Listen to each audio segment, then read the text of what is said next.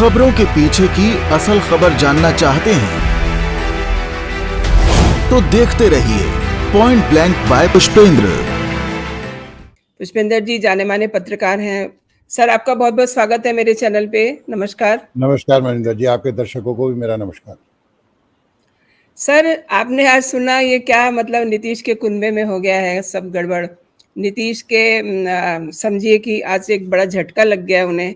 आप ये सब जो हुआ इसको किस नज़रिए से देखते हैं और थोड़ा सा मुझे ये भी समझाने की कोशिश कीजिए कि आने वाले दिनों में क्या ये जो झटका उन्हें लगा है ऐसे झटके और लगते रहेंगे और जो उनकी विपक्षी एकता की स्ट्रेटेजी है यानी कि मोदी को हराने की जो स्ट्रेटेजी बनाई है वो किस तरीके से काम करेगी? देखिए मनिंदर जी के बात आपने बिल्कुल मौजू की है। आज अभी की बात है, थोड़ी देर पहले की। हालांकि इसका आभास 3-4 दिन पहले से होने लगा था। जीतन राम मांझी जो पहले मुख्यमंत्री भी रह चुके हैं, वो कई अवसरों पर बार बार नीतीश सरकार से अपनी नाराज़गी दिखा रहे थे और उसके पीछे कई कारण थे। जो उनके आरोप थे उनके मुताबिक बिहार में दलितों के हितों का संरक्षण उस प्रकार से नहीं हो पा रहा था जैसा वो चाहते थे जी। अब इसके अलावा भी उन्होंने कई बातें कही। अगर उनकी पुरानी बाइट्स देखेंगे तो वो सीधे सीधे जीतन राम मांझी ये कह रहे हैं कि जब तक वो हमारी बात मानते रहेंगे हम उनके साथ रहेंगे। हालांकि उन्होंने हाल में ही किया था कि अभी संकल्प दोहरा रहा हूँ कि मैं अलग नहीं जाऊंगा, लेकिन ये राजनीति है और राजनीति में रोज रंग बदलते हैं। तो जहाँ तक विपक्षी एकता की बात है और उसमें आज निस्संदेह एक बड़ा झटका है क्योंकि 23 तारीख को वो बैठक होने वाली है और उसकी अगुवाई भी नीतीश कुमार कर रहे हैं और नीतीश कुमार को ही ये एक झटका दिया गया है। सवाल ये है कि क्या ऐसे और झटके लगेंगे जो आपने पूछा, तो मुझे लगता है कि अभी बहुत सारी बातें आएंगी और उत्तर से लेकर दक्षिण तक आएंगी जी। आप ये देखिए कि ठीक है विपक्षी एकता, पर उसका मुद्दा, उसका एजेंडा, उसका रोड मैप नहीं है। जो मैंने पहले भी कहा एक दिन चर्चा में जी कि आपका कोई विजन होना चाहिए, आपका कोई विजन डॉक्यूमेंट होना चाहिए, आपका कोई रोड मैप होना चाहिए, या आप सिर्फ ये कहेंगे कि हमें मोदी को हटाना है, मोदी को हटाना है। तो सवाल ये है कि जब तक आपका एजेंडा क्लियर नहीं होगा और स्पष्ट नहीं होगा तो फिर आपके साथी भी, सहयोगी भी जुड़ते और टूटते रहेंगे। निसंदेह वो कोशिश कर रहे हैं नीतीश कुमार, और जहां तक अभी तक की बात है उन्होंने ये भी बार बार ये कह रहे हैं कि भाई मैं प्रधानमंत्री पद की दौड़ में नहीं हूं। तो किसी भी एकता के लिए ये जुमले तो बहुत जरूरी है शुरू में कहने, पर स्थिति ये है कि बिहार में ही जहां ये सरकार चला रहे हैं और ये बात स्पष्ट हुई आज मांझी के बेटे द्वारा इस्तीफा देने के बाद कि कुछ लोग ऐसे हैं जो नीतीश का नेतृत्व तो स्वीकार कर लेते हैं पर बिहार में ही वो तेजस्वी यादव का नेतृत्व स्वीकार नहीं करना चाहते। या उनकी यूं कहिए कि उनकी पटरी तेजस्वी यादव से नहीं बैठती। नीतीश को तो वो स्वीकार कर लेते हैं। आज का इस्तीफा एक उसी का उदाहरण है। अब अगर हम सब जगह नजर डालते हैं मोटे तौर पे तो आप देखिए अखिलेश किस पे निशाना साधते हैं। वो बार बार कहते हैं कि कांग्रेस कांग्रेस अगर क्षेत्रीय दलों को प्रमुखता देगी और उनका ध्यान रखेगी तो तभी कोई फार्मूला बन पाएगा। यानी कि वो ढुलमुल रवैया अपनाकर चल रहे हैं। अभी तक उनका स्पष्ट नहीं है। आप ये कहना चाह रहे हैं कि वो अपने पत्ते नहीं खोल रहे हैं? यूं कहिए कि वो सौदेबाजी में लगे हैं कि और जरा और दबा ले। जहां तक मायावती की बात है तो मायावती को तो बहुत से विश्लेषक पहले ही भारतीय जनता पार्टी की बी टीम कहते हैं और उन पर भरोसा विपक्षी भी नहीं करते और दूसरे लोग भी नहीं करते। इसीलिए शायद उनका जो मतदाता है वो भी उनसे धीरे धीरे विलग हो रहा है। अब बार बार उनके सुर जो आ रहे हैं वो कांग्रेस और भाजपा को एक समान मानती हैं। इसी तरह से अखिलेश का भी बयान अगर आप याद करें तो वो भी बार बार यही कहते हैं कि कांग्रेस और भारतीय जनता पार्टी से समान दूरी रखकर चलेंगे। इसका क्या मतलब होता है? इसका मतलब वो विपक्षी एकता में उसमें उस छतरी के नीचे आएंगे नीतीश जी की या नहीं आएंगे, ये कोई बहुत स्पष्ट नहीं है। फिर दूसरा कदम उनका ये था कि नहीं, कांग्रेस अखिलेश की अरविंद आपने बात की है तो सर उन्होंने तो ये कह दिया कि वो 80 की 80 सीटें जीत सकते हैं, ये दावा कर दिया उन्होंने। खैर वो थोड़ा सा भ्रमित करने वाली बात है, लेकिन जब वो 80 सीट की बात करते हैं तो अपने गठबंधन के साथ की करते हैं, चाहे उसमें वो रालोद हो या दूसरे लोग हो, नहीं, वो ये गठबंधन बात के कह साथ के सपा प्लस की ये बात बात कह करते के हैं। वो कांग्रेस को डेंट कर रहे हैं ना। मैं उसी बात पर आ रहा हूं, आपने बिल्कुल सही बात उठाई है। इसी को हम्म आपको याद दिला रहा था कि अभी हम्म। अरविंद केजरीवाल उनसे मिले थे, जी और अरविंद केजरीवाल और कांग्रेस कभी भी एक मंच पे एक साथ आने वाले हैं नहीं। जी। पंजाब और दिल्ली में जो कुछ हुआ, किसकी जमीन हम्म। छीनी? अरविंद केजरीवाल ने। अरविंद केजरीवाल ने जमीन छीनी तो कांग्रेस की छीनी। जी गुजरात में अगर भारतीय जनता पार्टी को इस बार विधानसभा चुनाव में इतनी बड़ी सफलता मिली, शायद वो वैसे भी मिलती, लेकिन अगर विश्लेषण करें और आंकड़ों को देखें तो हम्म अरविंद केजरीवाल यानी आम आदमी पार्टी के वहां पे जाने से भारतीय जनता पार्टी को ज्यादा लाभ मिला। तो कांग्रेस हम्म और आप में एक दुश्मनी सी है। हम्म। तृणमूल कांग्रेस को ले तो ममता बनर्जी भी कांग्रेस के बढ़ते हुए रुतबे को पचा नहीं पाएंगी। जी। तो विपक्षी एकता में अभी मुझे बहुत सारे पेच दिखाई दे रहे हैं, और हम्म। इतने उलझाव आएंगे, इतने पेच आएंगे इसमें कि उनसे पार पाना आसान नहीं होगा। और सबसे बड़ी बात जो मैं कह रहा हूं कि जब तक कोई एक ऐसा एजेंडा, कॉमन एजेंडा या कोई रोड मैप आप जनता को नहीं दिखाएंगे या साथी दलों को नहीं दिखाएंगे, तो फिर विपक्षी एकता बहुत आसान नहीं है। सर आपने ममता बनर्जी का नाम लिया है तो वो तो कांग्रेस को आंखें दिखा रही है, और ऐसा ही कसर जो वो कांग्रेस पूरी कर रही है। तेजस्वी यादव वाली जो बात आपने कही, और लल्लन सिंह ने भी एक प्रेस कॉन्फ्रेंस की, उसमें कांग्रेस से मल्लिकार्जुन खड़गे और राहुल गांधी के बैठक में शामिल होने की बात हुई, लेकिन अभी तक जो है ना तो खड़गे ना तो राहुल ने उनकी इस बात को स्वीकारा है। कैसे देखते हैं आप इसे? क्योंकि कांग्रेस इस समय, आपकी बात आपने की तो उसके बाद फिर कांग्रेस का ही नंबर आता है। देखिए, जो विपक्ष की बात है, विपक्ष तो ये दावा करता है कि सब कुछ ठीक है, सब कुछ ठीक है, और विपक्षी एकता की तरफ बढ़ रहे हैं। उनका कहना ये था कि भाई राहुल गांधी और खड़गे उस समय उपलब्ध नहीं थे जब 12 जून जी को बैठक होनी थी, जिसके बाद जी लल्लन सिंह ने बयान दिया था। और क्योंकि वो अब उपलब्ध हैं और आपसी सहमति से ही 23 तारीख तय हुई है, तो कहने को तो यह है, लेकिन कुछ तो है जिसकी पर्दादारी है। जी 12 जून की जो बैठक टली और जो लल्लन सिंह ने कहा, जी। तो उसमें कुछ दम तो होगा। और ममता बनर्जी हो, मायावती अभी उतनी आंखें नहीं दिखा रही जितनी ममता बनर्जी दिखाती हैं, पर जी उनका भी कोई जुड़ने का बहुत कोई पॉजिटिव सिग्नल तो वहां से नहीं लगते मुझे। और ममता बनर्जी उस छतरी के नीचे आए जहाँ कांग्रेस भी साथ हो, तो ये भी एक बड़ा मुश्किल काम लगता है। जी जी। नीतीश एक सुलझे हुए नेता तो हैं और इन्होंने बहुत दिनों काम भी किया है, लेकिन आप जब जीते तो आप किसके साथ थे? आपने फिर वही भारतीय जनता पार्टी के साथ ही तो चुनाव जीता था, जी सरकार जी बनाई और फिर गठबंधन को तोड़ा। तो जी। अगर आप इसे अब किसी मुद्दों पे हो, चाहे वो आरोप लगाते रहें कि भारतीय जनता पार्टी उनकी पार्टी को नुकसान पहुंचा रही थी, उससे पहले भी इनके थोड़े से मतभेद हो गए थे चुनाव के समय ही, जब नीतीश या ये समझा जा रहा था कि चिराग पासवान को कहीं ना कहीं भारतीय जनता पार्टी अनावश्यक रूप से बढ़ावा दे रही है जी। और वो नीतीश को नुकसान पहुंचा रहे थे। तो ये झगड़ा तो उसी दिन से शुरू हो गया था, लेकिन जी। गठबंधन जैसे तोड़ा तो ये ऐसा ही हुआ जैसे महाराष्ट्र में हुआ था। भाई महाराष्ट्र में भी शिवसेना और भारतीय जनता पार्टी एक साथ चुनाव लड़ी थी, और बाद में उद्धव ठाकरे अलग हुए, फिर उनका गुट बना, टूटा, सब पूरे देश ने देखा क्या क्या हुआ। तो ऐसे में होता क्या है कि ये एक राजनीतिक अवसरवादिता लगती है आम आदमी को। पॉलिटिकली आप एम्बिशियस हैं, कुछ भी कहते रहें, लेकिन आपने जब चुनकर आए किसी के साथ, तो उसके साथ 5 साल बीतने चाहिए। ये एक सर्वमान्य सिद्धांत है और एक धारणा है। थोड़ी सी जी राजनीतिक शुचिता की बात है। हालांकि जी आज कोई राजनीतिक शुचिता की उन मर्यादाओं की कोई बात नहीं करता और बड़ा अलग थलग उन्हें कर दिया जाता है, पर कहीं ना कहीं कोई सिद्धांत तो आपको बताने ही होंगे। और वही यही सारे सिद्धांत, यही बात कि आप करना क्या चाहते हैं, उससे पहले विपक्षी एकता के कोई बड़े मायने नहीं होंगे और लोग ऐसे ही आते जाते रहेंगे। हालांकि अभी चुनाव में समय है और एक लंबा समय है, उससे पहले देखते हैं नीतीश और क्या क्या दाव खेलते हैं, किस किस से मिलते हैं, कैसे उन्हें समझाते बुझाते हैं, कांग्रेस को कैसे मनाएंगे, क्षेत्रीय दलों को कैसे मनाएंगे। अभी तो ऐसे बहुत से सवाल हैं जिनके उत्तर आना बाकी है। अच्छा, एक जो बात मेरे ध्यान में आ रही है, अभी आपने 4-5 दिन पहले देखा था कि अरविंद केजरीवाल से नीतीश जी मिले थे और काफ़ी मतलब केजरीवाल के आँसू पोंछे कि हम आपके साथ हैं, साथ देने का उन्होंने मतलब एक वादा भी किया।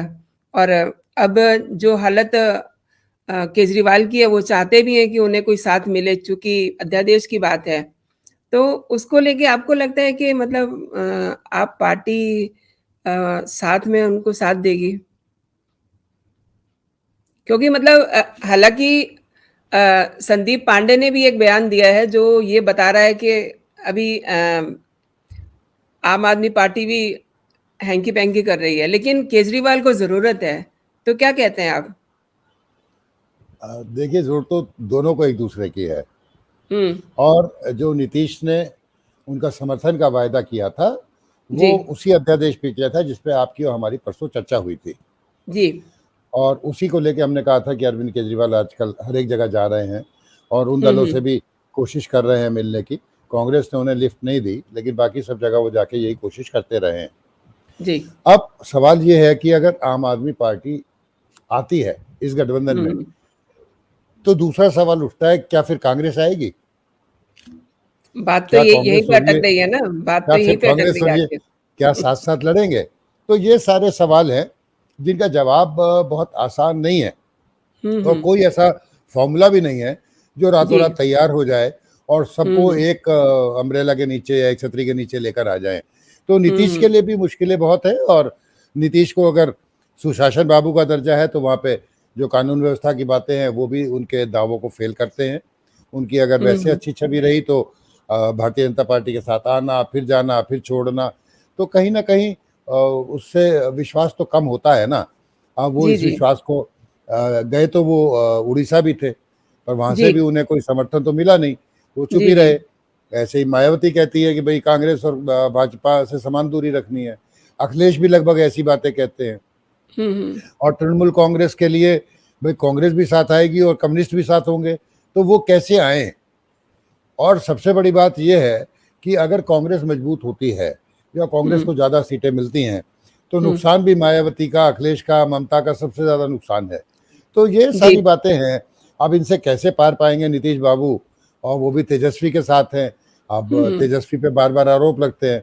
आज भी हुँ, देखिए हुँ। प्रधानमंत्री जी। मोदी ने एक चुटकी अपने भाषण में चुटकी ले ही ली। वो जी, जी, जी। नौकरियों के पत्र बाँट रहे थे, हुँ, और हुँ। उन्होंने बिना नाम लिए कह दिया कि पहले जी। किसानों की ज़मीन लेके, गरीब किसानों की ज़मीन लेके नौकरी दी जाती थी। जी, तो जी। ये सारे अब मुद्दे आएँगे, ये जी। सारे मुद्दे चुनाव तक मुद्दे बनते रहेंगे। तो जी, इन जी। सारी बातों को करते हुए सारे विपक्ष का एका होना और एक के बदले एक ही उम्मीदवार खड़ा करना, अभी तो थोड़ा हुँ, हुँ। बहुत दूर की कौड़ी लगता है। जी, जी। अच्छा सर, अगर दक्षिण के राज्यों की बात करें तो तेलंगाना के सीएम और बीआरएस के नेता जो हैं केसी राव, उन्होंने भी अभी चुप्पी साधी हुई है। और ये भी हैरानगी की बात है कि जिस नीतीश कुमार के महागठबंधन का सीएम बनने पे केसीआर बधाई देने पहुंचे थे पटना, और अब जो है उनमें बिल्कुल बातचीत भी बंद है। तो एक तरह से दक्षिण राज्यों में पेच फंसेगा, क्या कहते हैं आप? क्योंकि केसीआर का मूड तो यही बता रहा है। देखिए, सब जगह बात जाके जो सुई है ना घड़ी की, जी। वो कांग्रेस पे जाके अटक जाती है। जी, जी। तेलंगाना हो, आंध्र हो, तमिलनाडु हो, भई वहाँ पे कांग्रेस के अलावा और किसी दल का तो कुछ ख़ास है नहीं, अगर हुँ, हुँ। विपक्ष की बात करें। तो समझौते हों तो कैसे हों? कांग्रेस हुँ। साफ-साफ कह चुकी है कि केसीआर का साथ किसी कीमत पे नहीं हुँ, देंगे, हुँ, हुँ। और केसीआर भी जानते हैं कि अगर कांग्रेस साथ आई तो फिर उसकी दिक्कतें, आगे के लिए हाँ, उसके हाँ। अस्तित्व पे सवाल आने लगेगा। हुँ, तो ये हुँ। सारी बातें के बीच में, लेकिन हुँ, भारतीय हुँ। जनता पार्टी तो बड़ी चतुर पार्टी है देखो, और बड़े, एक तो जी। सबसे बड़ी बात ये है कि अगर उनकी प्रशंसा करनी हो आपको, तो हुँ, देखिए हुँ। कर्नाटक चुनाव हारे, बुरी तरह हुँ। हारे। लेकिन उसके बाद वो किसी खोल में जाके छुप के तो नहीं ना बैठ गए, वो जी। अपना काम जारी रखे हुए हैं।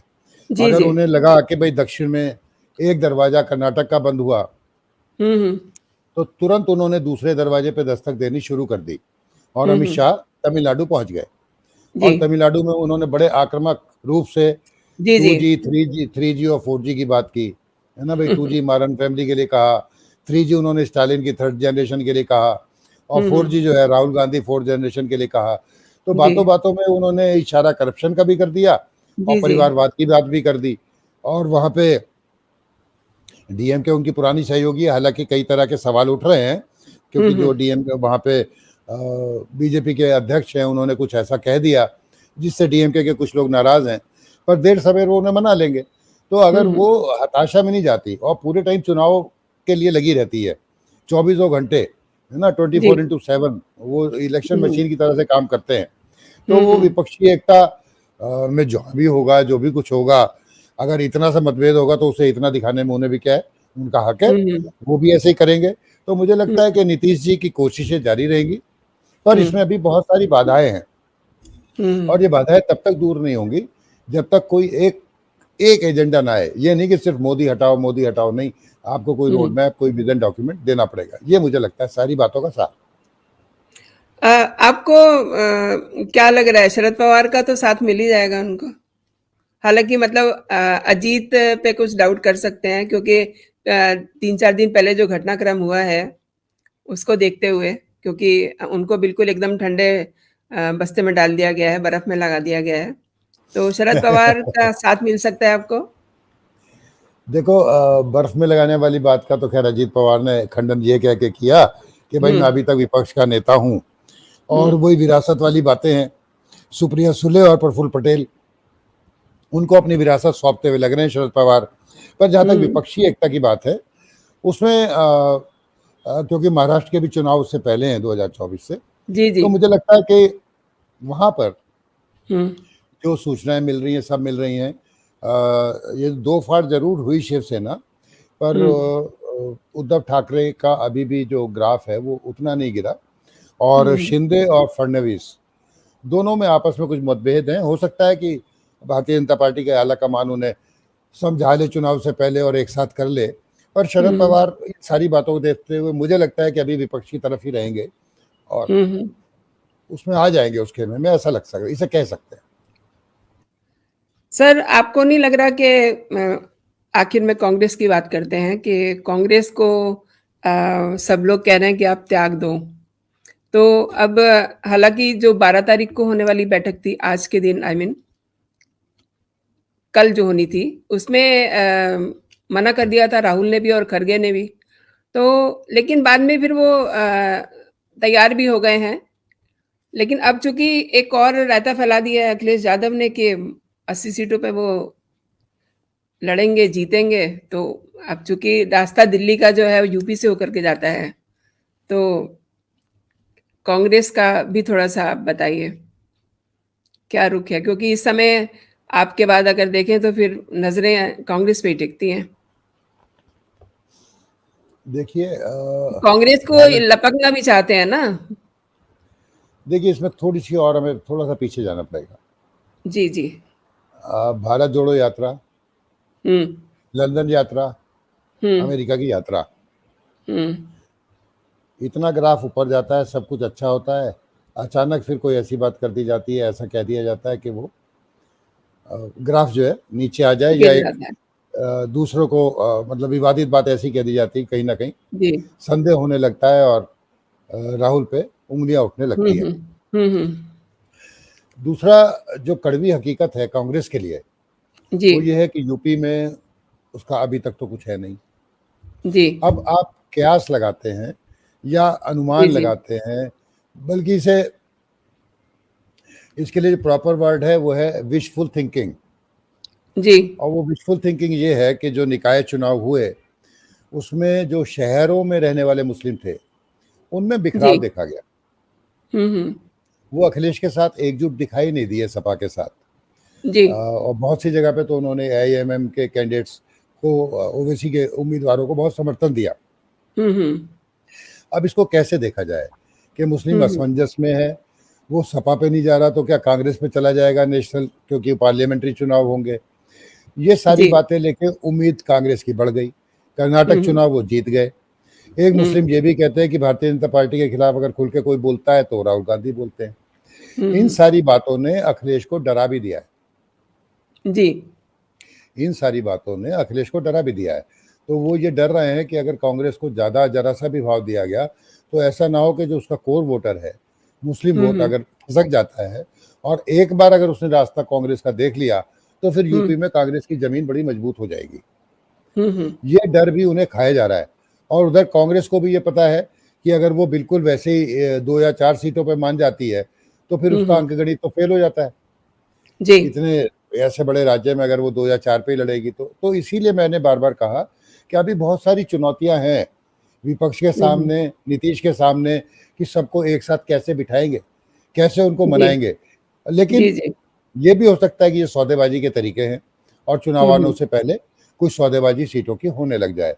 पर मोटे जी तौर जी पे कांग्रेस की वजह से ही सारा जहाँ भी सवाल हमने करे हैं, सारी जगह आपने नजर डाली है, तो कांग्रेस ही आड़े आती है सब। जी जी कांग्रेस की बात आपने की कि कांग्रेस आड़े आती है और अभी अखिलेश भी कोई कम मुसीबतें नहीं खड़ी कर रहे हैं। इन दोनों में अगर आप देखते हैं तो किस तरीके का तालमेल देखते हैं ये विपक्षी एकता को देखते हुए? देखो 2017 में हम्म इन्होंने गठबंधन करके विधानसभा का चुनाव लड़ा था जी और दो लड़कों की बात हुई थी, रैलियां भी हुई, हम्म पर जो परिणाम आए जी उससे अखिलेश को ये लगा कि कांग्रेस के साथ आने से नुकसान होता है। हम्म और दूसरी थ्योरी जो मैंने आपको बताई कि नगर निकाय के चुनाव और उधर कर्नाटक के चुनाव, उनके बाद जो मुस्लिमों मतों में बिखराव आया जी तो जी उससे असलियत यह है कि अखिलेश डरे हुए हैं। जी जी उससे पहले आजम प्रकरण हुआ, शर्जिल इस्लाम का हुआ, इरफान सोलंकी का हुआ और उन पर ये आरोप लगे कि भाई मुसीबत में कभी अखिलेश काम नहीं आते, है ना। तो उनको सबसे बड़ा है ये जमीन खिसकने का डर और यही डर उनको कांग्रेस से की तरफ आगे बढ़ने से रोकता है। यही इनका रिश्ता है। जो आपके पूछना चाहती है उसका जवाब यही है कि इनका जी रिश्ता यही है कि ये डरे हुए हैं। जी जी आपने काफी विस्तार से बता दिया कि क्या होने वाला है विपक्ष की एकता का। बहुत बहुत धन्यवाद आपका। खबरों के अंदर की खबर, ना काहू से दोस्ती, ना काहू से बैर। सुर्खियों का मतलब क्या है? खबरों के पीछे की असल खबर जानना चाहते हैं तो देखते रहिए पॉइंट ब्लैंक बाय पुष्पेंद्र। क्या सही क्या गलत, फैसला होगा आपका।